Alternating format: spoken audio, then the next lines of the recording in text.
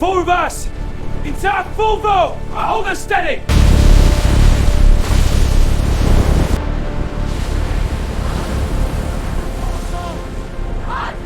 The world's most luxurious ship. A ship that many believed was unsinkable, but it took just 37 seconds of critical decisions to change history forever. So, what really happened that night?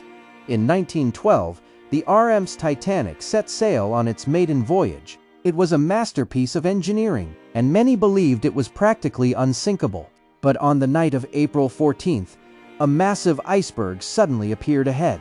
The crew tried to turn the ship, but it was already too late. The collision ripped open the hull, and icy water began flooding in. Within just a few hours, the world's most famous ocean liner disappeared beneath the freezing waters of the North Atlantic. More than 1,500 people lost their lives. The Titanic isn't just the story of a shipwreck.